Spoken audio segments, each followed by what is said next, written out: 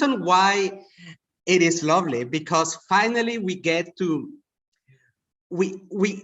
communicate all of these ideas that during 1 year, you and me, we have been working together in order to discussing together a lot about well-being at work. We both are working in the same area, but from different perspectives, right?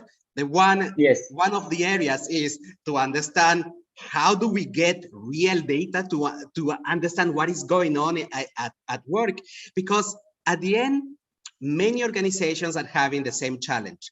So how to do the right actions and find the right insights. It is not about just having the what or the symptoms of people. It's about understanding the triggers and also the context where people are in order to identify what are the best solutions, right, Vishal? Correct. Yeah, yeah. No, it's as you correctly pointed out, that it's a context. In that context, what will be the correct solution for this? So Exactly. it's a good point to start with. And very often organizations just have the symptoms. So what do they see? They see presenteeism. So this lack of productivity, when you feel so much bombarded by information and your brain is not functioning you are not functioning at your best. So we have presenteeism in the rise, especially during this last period of time. We have people leaving because they have aspirations, other aspirations, or that they realize that something they can expect better in their life. So the great resignation is a topic that it is quite heavy in a lot of the mouth of people in human resources. So how do we do in order to retain them? So we just have the symptoms. And finally, the famous 65 to 70% of level of stress in the workplace. So, but knowing the symptoms, it doesn't mean that we need to heal the symptoms. It's like giving an aspirin to people in order to heal. So that's so good that we have the opportunity finally to share our findings. But first of all, Vishal, I need to introduce you. Vishal, we know each other already for 1 year, so I just have to say that I'm quite impressed about your background, researcher in psychology and psychometrics. Psychometrics is the measure of the impacts in the psychology of people. You are also the co-founder and chief research officer at Geography. I understood also that you have a doctorate in psychology. Something quite interesting that you will need to explain me one day and that I need to understand is that you have been practicing existential psychotherapy. So you will need to tell us more about it, because that seems like existentialism philosophy combined with the human psychology. Oops. You have been already for a long time helping people, in fact, to realize, to discover the real selves and achieve, in fact, self-actualization, which is the ultimate need that human beings want to fulfill. First of all, Vishal, I wanted to ask you directly. So from where does it come, this interest in psychology and well-being? There needs to be a root cause. Yes, there is a root cause. And first of all, I would like to thank you, Ivan, for having me. And it's not just for this webinar, but this association that we are having for almost last 1 year. And there's a lot of exchange that is happening. The kind of work that you have been doing in that particular area of training and intervention in the HR field, and we are getting a lot of intellectual exchange, and that is helping us even in geography. So really want to thank and appreciate your work. With this, the question that you asked me about the interest in psychology and existential approach, and it's in psychology, when we got our training, the first thing that we learn is understand ourselves. So it's like it starts with yourself. So you understand yourself first as a psychologist, and then you can go out and help people understand themselves. So the whole existential approach, it talks about meaning centric life. There was a period, like 200 years back, like couple of centuries back, the human behavior was dominated by will to pleasure, because Mm, our societies were dominated by the serious social stigmas and taboos, and there was a lot of restrictions on behavior. So the pleasure was something that people were struggling with. Then a period come when a lot of globalization happened, economical advances happened, and it's an era of will to power. That now, mm, if you see the government and countries, people, everybody is struggling for the to have the power. Now, since we are talking about existential approach, it's an era where all existential psychologists, they believe that it's an era where people are living their life on a particular will, and it is called will for meaning. Will for meaning. So all of us, we are basically, our behavior is driven to discover meaning in our life. And if you can see, my co-founder Abhijit, one day we were discussing, and he told me that this era is about economic mm. experiential economy. So when we talk about experiential economics, it's again from an existential perspective, where people want to experience things. People want to live their life meaningfully. So this whole journey of well-being and psychology started from understanding self and living a meaning-centric, purposeful life. And this is how we started the journey with geography, to prepare certain assessment and intervention to help people understand themselves and live meaning centric life, which ultimately leads to well-being. Uh, I mean, um, there is, in what you say, I understand the correlation with well-being, but if we look at, it all comes to the aspect of the human needs of self-actualization. You made me, when you were talking about the sense of purpose, I was thinking about the work of Mihaly Csikszentmihalyi, when he talks about flow, how people in fact become super productive, super focused when there is purpose and meaning in what you do. There is also this sense of ownership, accountability. I don't remember the exact word because myself, I'm not a psychologist. And by the way, I forgot to introduce myself. So Yes. my name is simply Ivan Palomino. Grew up in Switzerland, in Latin America. I'm an engineer. I'm a numbers person. This is something quite in common that we have, Vishal. We only believe data to provide us the good insights. So this is something that we always align. Whatever discussion ends up, show me the number. Right. I have been working for 17 years in corporate strategy. So my job was not so much with people, but let me tell you what I enjoyed the most in my work for 17 years in a multinational and in different places around the world. It was the job that I was doing for people, and especially about their development. And that's how the idea of understanding how can we help people in this self-actualization to be the best version of themselves, to manage themselves better, either in well-being or to reach the specific goals that they want to have in life. This was a major obsession that we had when we founded Beson with my co-founder Elena. It was, is there a better way than these trainings? Because training Yeah. is a one-off, and people need a little bit more when they are learning how to reflect learnings into behaviors. So we dug a lot in terms of behavioral science in order to understand how can we nudge the brain to do actions and to do less of just memorizing, less of Mm. watching PowerPoints, and it's about putting in practice something that is going to be useful in order for people to reach their goals. So we work with corporations, and that's something that, again, that we have in common, that we have collected so much experience and information out of our specific job, Vishal. Now, the key, let's start by the basics. So we are always talking about well-being, specifically because what we see the most is the level of stress in employees rising. But I guess that well-being is more than just the level of stress. And I would like to have your perspective on what it can mean. What else does it mean, well-being?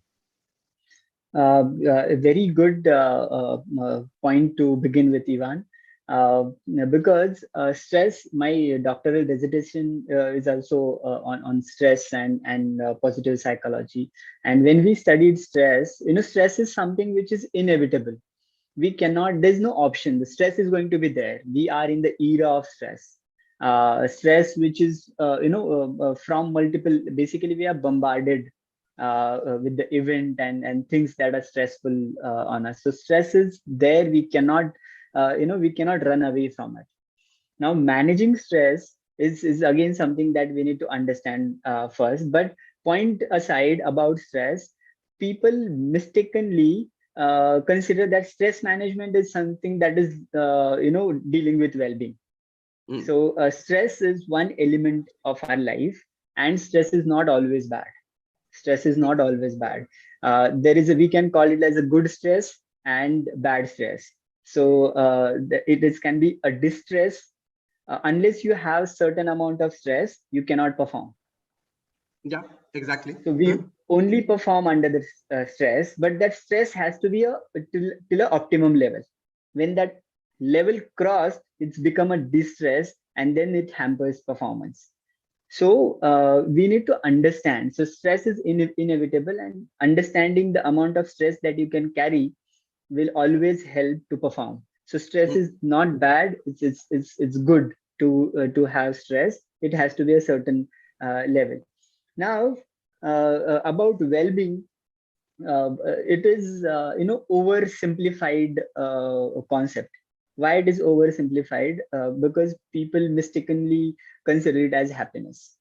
So if you see the literature, or even the way people are practicing, even in HR organization, or people who are practicing in well-being, they are practicing in happiness. Now, I use this forum to correct it, that happiness is not well-being. Happiness is not well-being. Happiness is very fragile state of mind, and it is subjective in nature.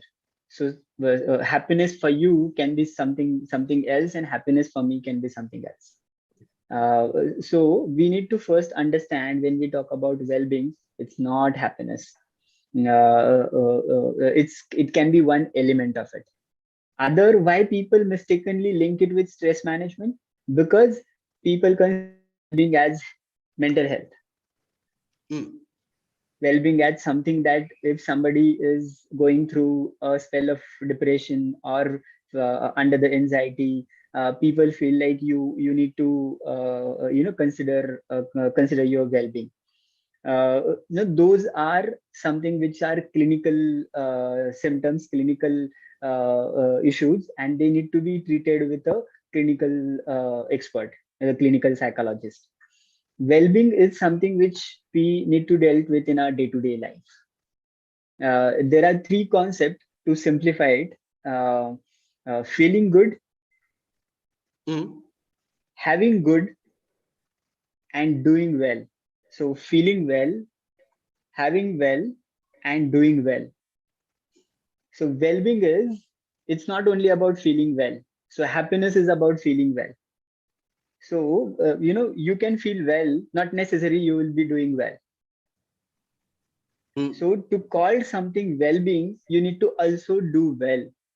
And that is what approach that we need to consider when we talk about genuine concept of well-being. When you are not doing well, when you feel that pressure, then you think that it is stress that I'm experiencing.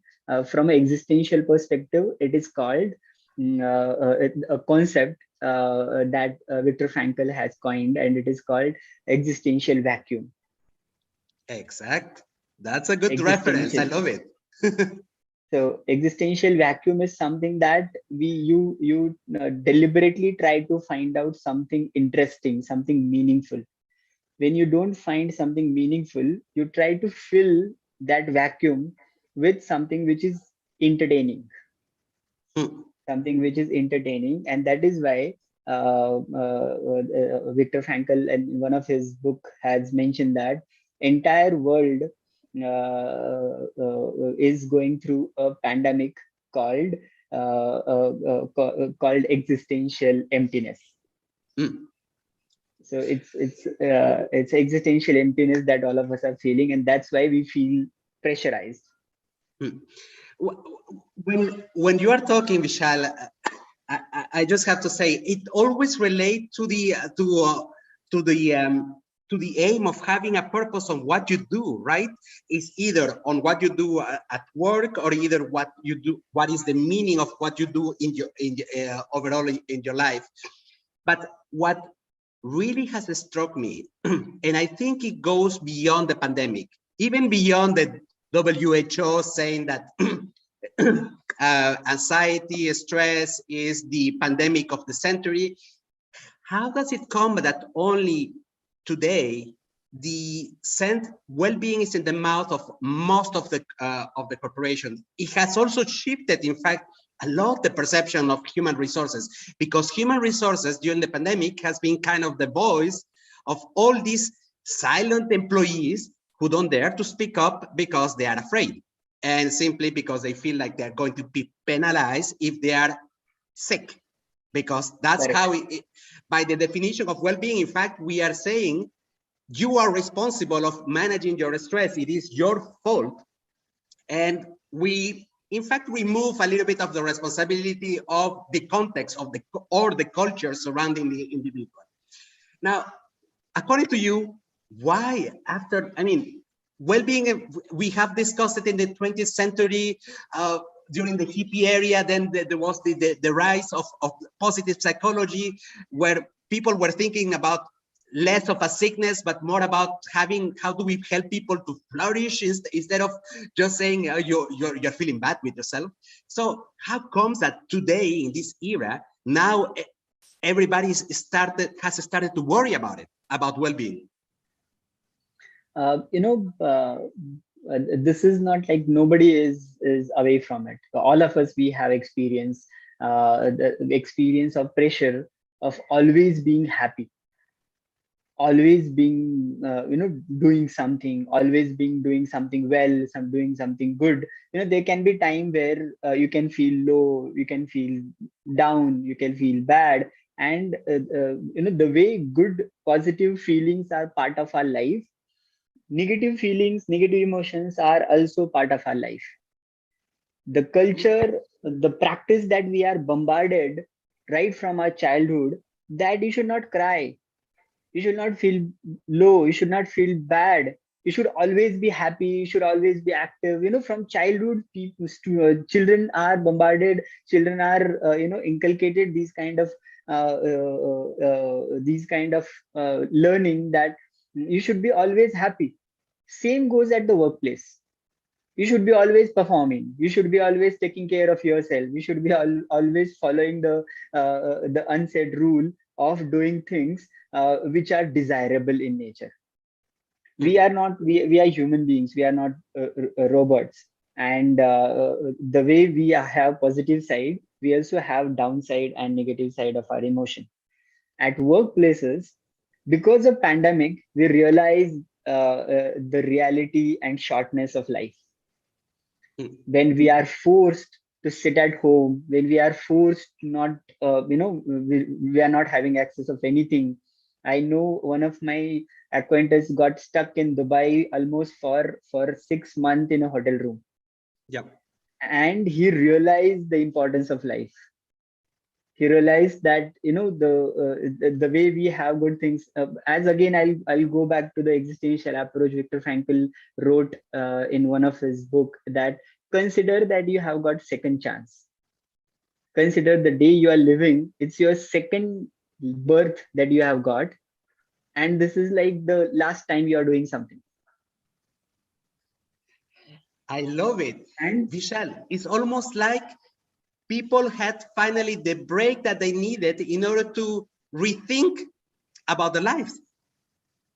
Love it. yes, so we need to rethink about the life, and we need to consider this is my second chance. I already lost the first one, so this is my second chance, and then I should consider like how I should do the things. And it's about acceptance. It's about acceptance. And pandemic opened us to accept the fragileness of life.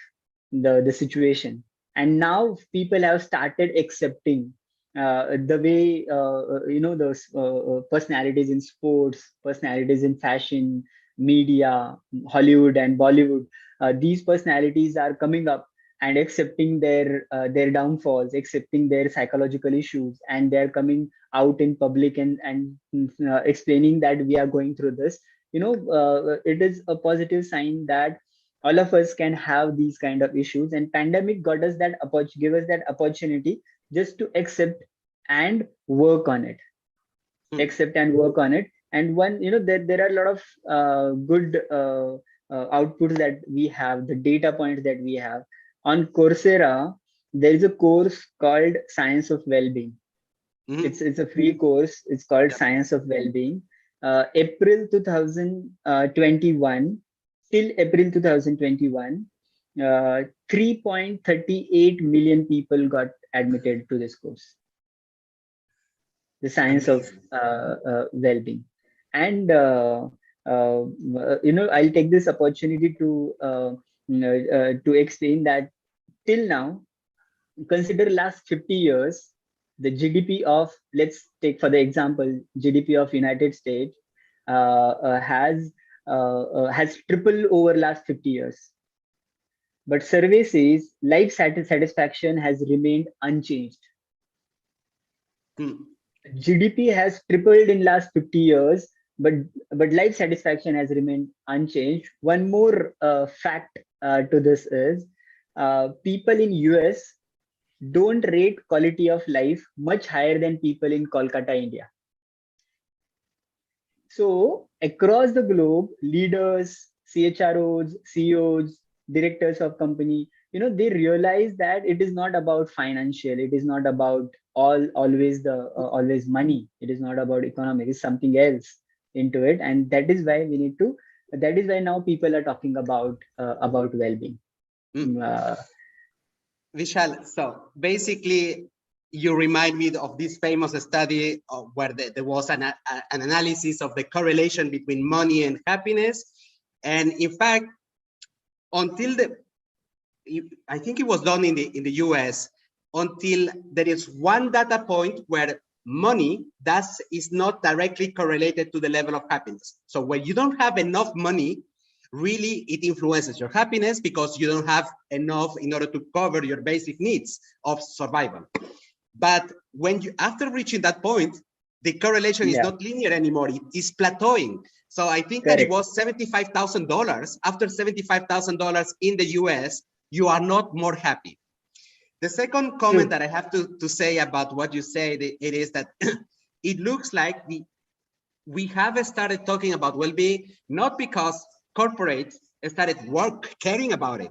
It is a bottom-up approach. In fact, it is because corporates notice that they are losing people in terms of their productivity, in terms of talent attraction, that they have started worrying about it because we are in a world, top talents, it is not easy to attract. Generation Z, 60 to 70% of them, they worry more about their personal well-being than in my generation, where it was all about financial. It is over. So how can you attract good people if you don't have the right strategies? And that has created the movement. So it started by people having the time to reconsider their lives, and companies getting worried that these people are not intrinsically motivated to work for me. That's a very good point that you have highlighted. Now, yes. To add what you have said, just few hours back, like couple of hours back, we got a news that in UAE has accepted 4.5 working week, like 4.5 days working week. And its whole thing boiled down to well-being, and they realized that it's unless we care for well-being of the employees, they are not going to be productive, regardless of how much salary increment you are giving. Absolutely, money is not anymore the priority to make people come back to work. And by the way, I'm quite hopeful about the 4.5 days per week of work, but for the time being, it's just the governmental organization. But I'm pretty sure that a lot of private institutions will follow up on that. Now, the critical question today is, so is there a way to measure, to have a scientific approach to well-being? I mean, we know that psychometric assessments have existed already since, I don't know, the 70s, in the 20th century, for more than 40 years. Why many organizations are having the challenge of finding the right type of tool in order to measure that, something that doesn't measure just the outcomes, how do I feel, but understanding the why do I feel like that, and what triggers my symptoms of feeling either well or not feeling well. Why it has been so painful for organizations to have a solution for that? It's a very good and critical question, Ivan. Even when we started our journey around 2.5 years back in geography, developing our assessments, the first thing that we stuck is in most of the organization, most of the corporates, the assessment that they are using, it's about, you must have heard about MBTI, Big Five, and most of them are personality assessment. So they are assessing people on their personality.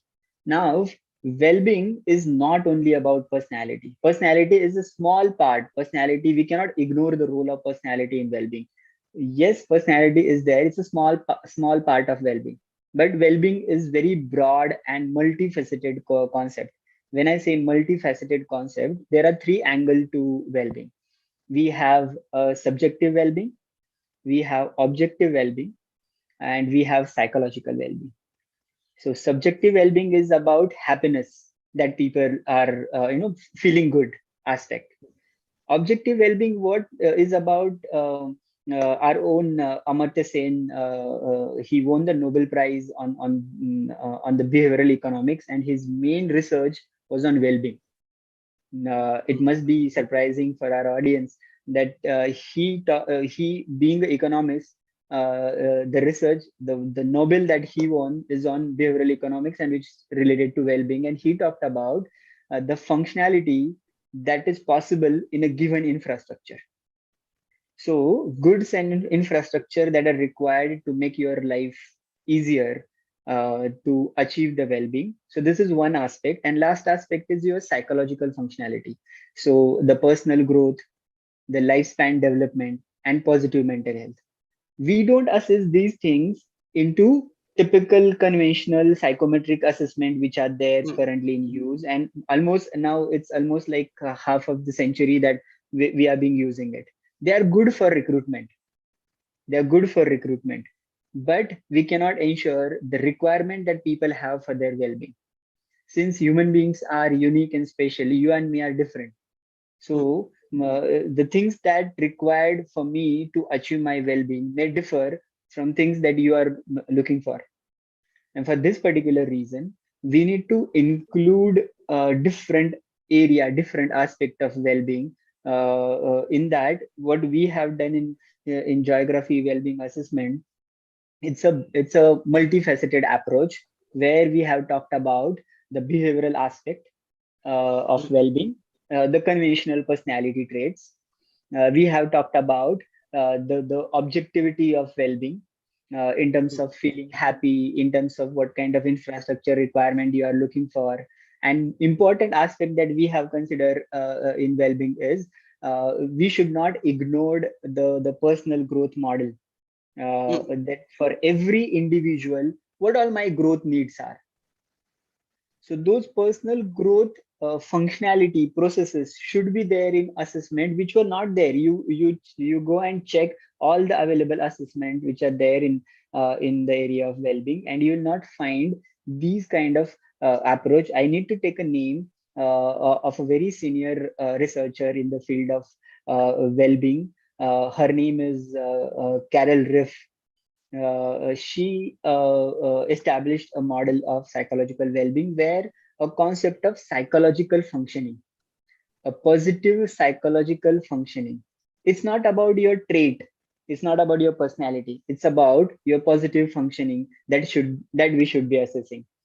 And we have considered those psychological functioning approach with your motives and values, relationship, your career, workplace well-being factors, and personal well-being factor.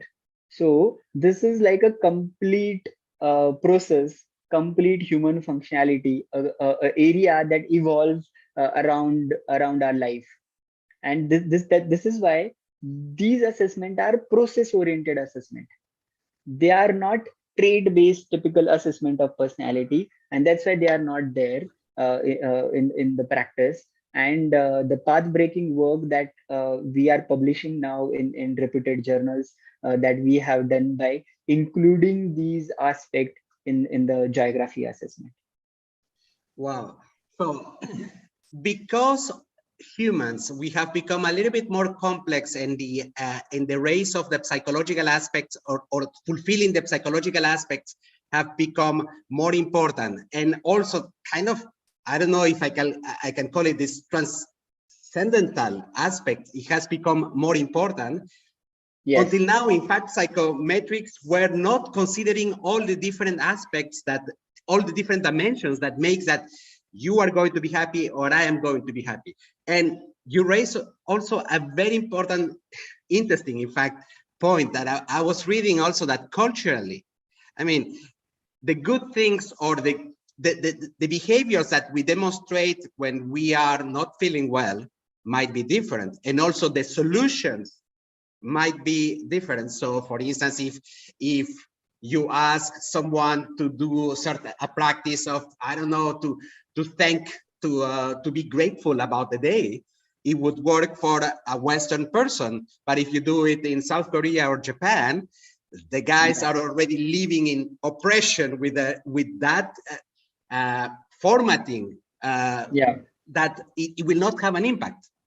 That simply not. Yes. And that drives to the big question. So when you have the information about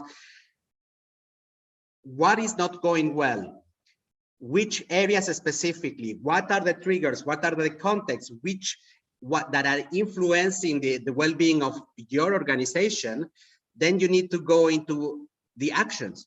And you mentioned something, that we live in a world that I mean, it hasn't changed much in that perspective, where we are continuously programmed by our parents, our society, be like this, be a man, you need to be an engineer, a doctor, a psychologist. We live with a set of rules that are stored in our brain. So, and the key thing is, when you do an action, is you need to reprogram your brain. You need to, people use the word unlearn, but I don't really like it, but I like the approach of comparing it to reprogramming. So removing certain codes and replacing these codes, replacing it with new codes that are repetitive, because in order to reach the area of your brain where there is all of this set of rules in order for us to live, to survive in society, we need to remove a couple of things and repetitively practice things. And that's what we, Elena and I, my co-founder, we always blaming. I mean, the tools in order for people to do the reprogramming are not there. You cannot go for a yoga class for 2 hours of discussion about meditation, to do hand-holding events with the organization and expect that this is going to be enough. What the organization expects, what the human being expects in order to change behaviors, is repetitive acts supported by feedback in order to change. Behaviors do not change by knowing. Otherwise, we will read a good book and we will change. But no, it's action that drives the change. It's actions, the fact that I would feel accountable, that I'm in the right culture setup, where I feel heard, where I don't feel scared of failing, like in my original culture in Latin America. And this is very similar to the Indian culture, Vishal. I mean, failing is not an option. It's like, what the hell? Everybody's going to blame you. You are a failure in the society. They will point at you. So, but we live in a time where this should be acceptable. We need to be continuously improving ourselves, doing this Kaizen approach of saying that works, that doesn't work, I tried it. How do I minimize the risk that the action that I do is not going to make my life fail, but just learning like a lean startup approach of your with yourself. And that's exactly how we help organization at best and to move forward, because we have this individualized approach in order to say, this is what doesn't work for you, and this is the type of mindsets that you need to have in order to reach this goal of being, I don't know, more confident at work, or being a better communicator, or being more empathic at work, or simply about managing yourself.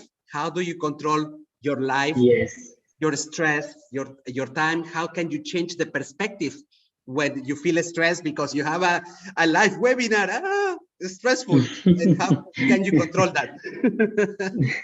Very true, very true. The kind of work you are doing, just with reference to that, there's a concept called archetypes in psychology, and all of us, we develop these archetypes, and sometimes it gets difficult for us to change that archetype. It's a combination, a packet of information which is fixed in our unconscious. And we start believing that it creates a lot of beliefs. Now, to break those beliefs and make person learn new belief is something that required a lot of intervention, and it is not something which is very easy. It requires very serious effort and guidance that people like you and me can definitely offer. I love it. Vishal, so you have been working with several corporations internationally, and I wanted to understand, what have you observed as the big no-nos, big mistakes that organizations are doing when they're measuring well-being? The biggest error or mistake that I would like to share here is, they are not measuring well-being. They are not practicing well-being because they don't understand well-being. We were talking, we were in meeting with one of the very senior HR personality from Southeast Asia. And he told us that in most of the HR, for them, well-being is like, send them for Zumba class.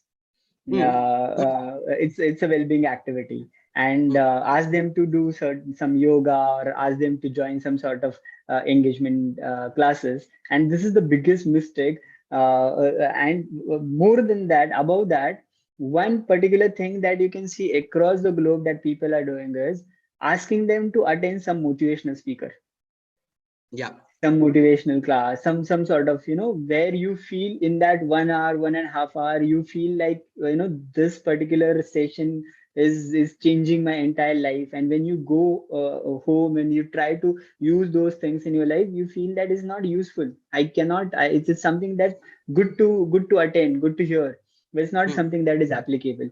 And this is where most of the organization are, spending their time, their energy, and not getting anything out of it.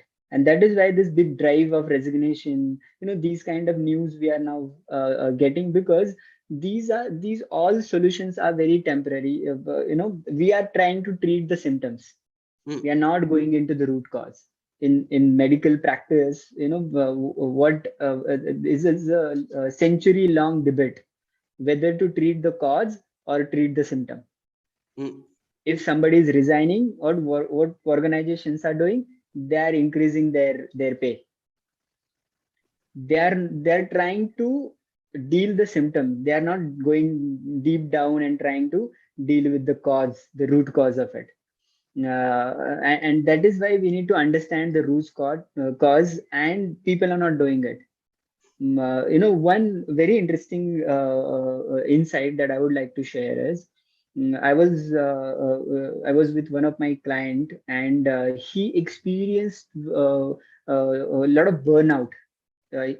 He was an engineer, a software engineer, and going through a lot of pressure and experiencing a lot of burnout. I asked him, why don't you take a break? He told me that no, I don't want to take a break, though it is pressurizing, though it is demanding, but I love my work. Hmm. I want to keep doing it. What other things which are there, which are not helping him to work, he want organizations to focus on that and remove it. So it's not about, employees are asking for salary hike, employees are asking for huge breaks and long weekends. It is not about that.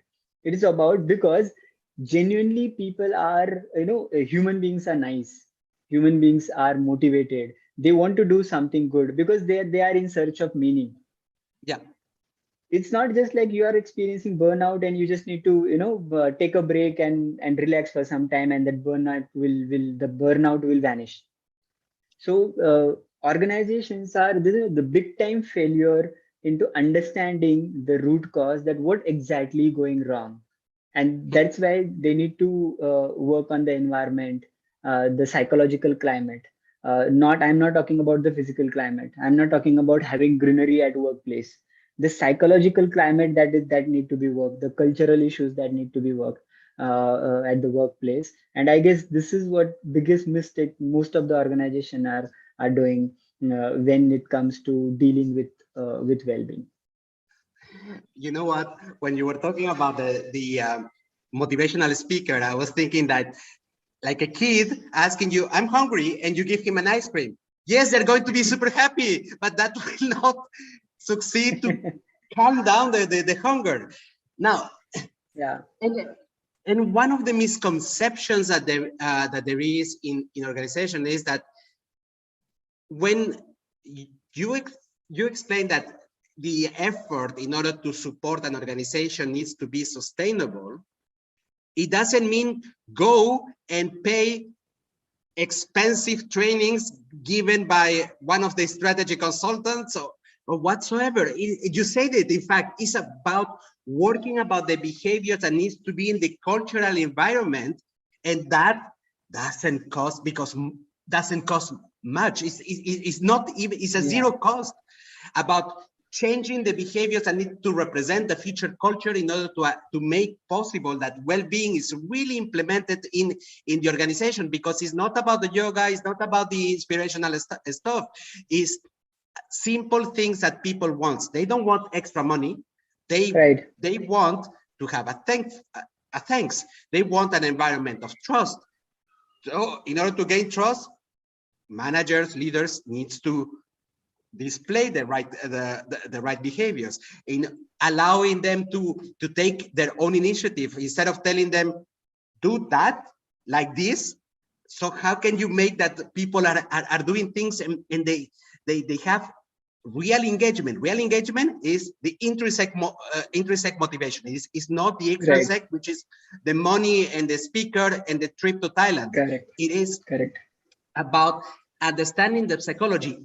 For me, you organizations are better off having a little bit of like an introduction about what is well-being for leaders and what type of behaviors needs to be displayed in the new culture. A little bit of human psychology would help.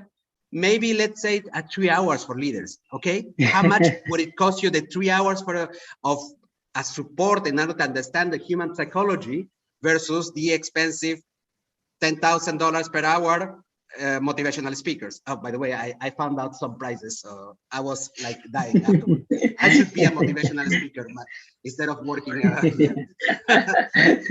So the sustainability of actions, because of how the brain is built, needs to be something that is recurrent in a small doses, so that Yes. intentions become behaviors.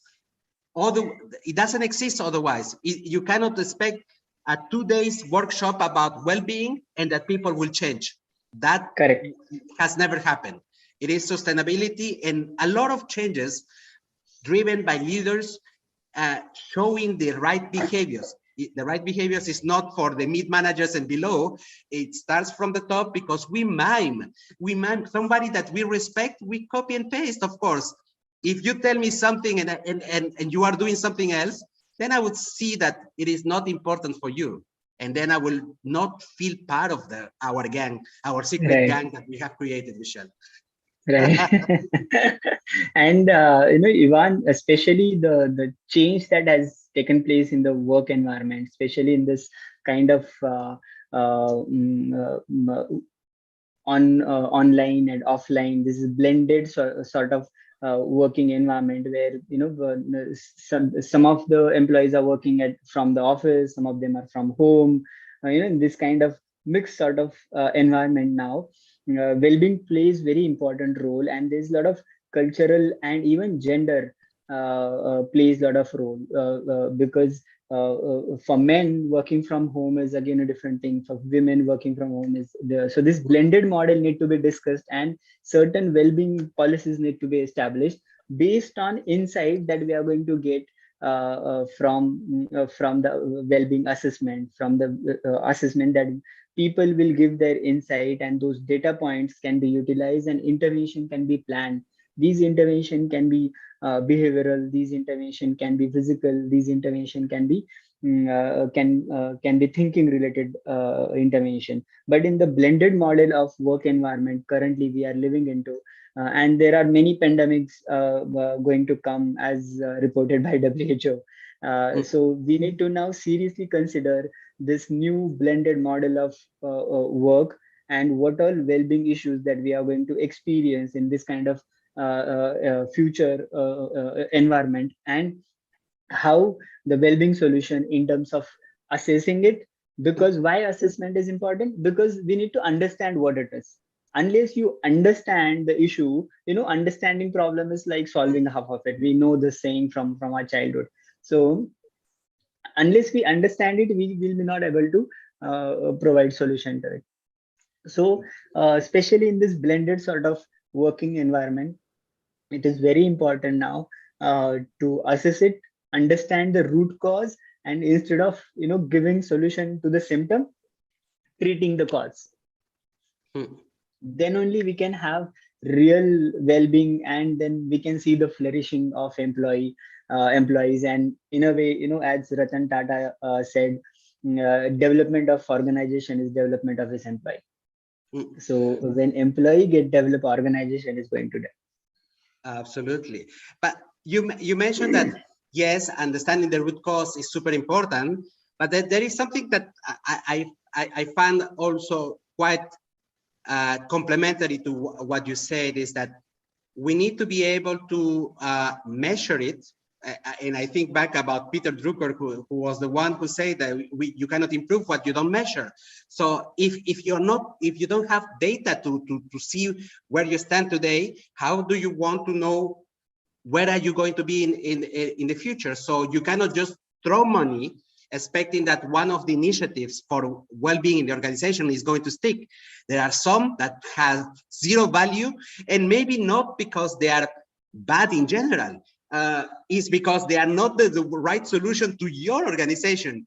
The meditation class or the yoga classes, it will not be useful if you have a rotten culture, or if you have managers who are pushing the envelope all the time. So it needs to be very specific to the problem that you have in your organization. Listen, we have a question from Jaroslav. Hello, you spoke of meaning as a key to well-being. Do you have any insights or suggestions on way to promote meaning with your employees? You cannot just distribute Frankel's book, of course not. No, even though it's very short, so it's a couple of lessons, is 100 pages or something like that? Or my version has around the 100 pages, but no, it is not the solution, right? Vishal, any suggestion from your side? Yes, definitely. That is what we do in existential therapy. It is meaning-centric therapy. Yes, one part of it is psychoeducation, and it involves distributing the Viktor Frankl's book. And it has a therapeutic impact on people. But other than that, there are few things that can definitely applied in its workplace. The first and most important thing that driven to meaning-centric life is having an experiential value. So organization need to see whatever their employees, people involved in the organization are doing, there has to be some experiential value. People should not do things just for the sake of doing it. Unless employee enjoy what they are doing, unless there is some sort of skill discretion, unless there is some sort of learning that is happening out of it, unless there is some sort of growth that is there in that work environment, then people will get engaged into it. And this is one of the technique that is extensively used for meaning centric work life, where we need to add certain experiential value into things that we are doing in day-to-day life. This is one. Second, that we need to obviously we can always involve in that workplace, that humor is something that in existential approach had said that, when we experience a lot of stress, when we are going through a lot of suffering, painful incidents in life, humor plays role like, like antidote into situation where life become very painful and stressful. So a systematic use of humor and application into especially into workplace, when it's always about how you are reacting on the situation. So it's your reaction and those beliefs that are at the bottom of your reaction. So changing those beliefs, humor can be means and to change those beliefs. So there are such things which can definitely be applied when it comes to meaning centric workplace. One important thing that all existential psychotherapists will explain when it comes to how to find meaning is, the best way is accept the suffering. When we the first reaction when we are suffering for something, the first reaction is to run away from it. The first reaction that people have, I'm not saying that unnecessarily take the pain, unnecessarily suffer, but when your suffering gets meaning, when you're suffering, you see meaning in the suffering, then the suffering don't remain suffering and you start feeling something good about it. And that is what employees need to learn, and this learning can always happen with certain intervention, which even you were talking earlier about certain learning that can be induced in the workplace, and certain training programs that we can add, where one last point to answer the question is, meaning is not something that you can find. Meaning is something that you need to discover. That discovery can only be possible when you are having experiential value in things that you are doing. Absolutely. You scare me a little bit, Vishal, when you were talking about, I think it's called stoicism. So the fact of acceptance of the suffering. So, I mean, we have to put it into context. It's not really acceptance. It is just the perception, understanding that, accepting that there is a pain that you live. So what do you have into your control? Not running away, but what you have in the control, and what is the lesson, to make it simple. I'm not a psychologist, and you already know, to find the reason why could be something positive for you. Stoicism doesn't mean I'm going to suffer and I'm going to look for pain. No, it's understanding the pain, right? That is something different. Here, when you are going through something, let's say you experience work pressure at workplace, and you are suffering because of that work pressure.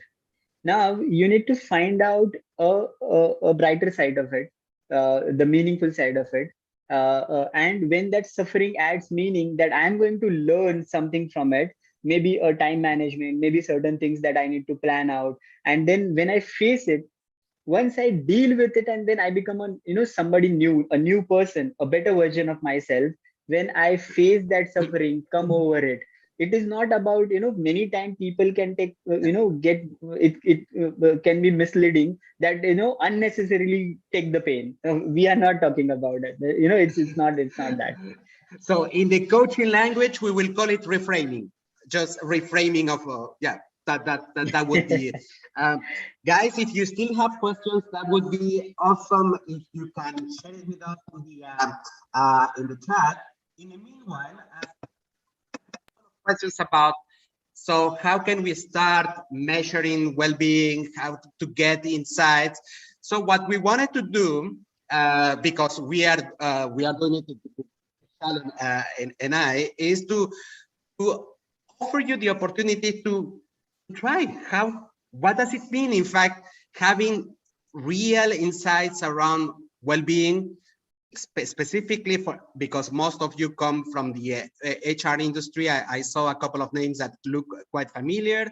How you can use it in your organization. So if you send us an email, we are going to offer you a couple of access and a debrief on this, on how to generate insights. We will give you a couple of assessments so that you can try it and see it by yourself, because talking about it, hey, I wouldn't buy it myself. So I need to see it live.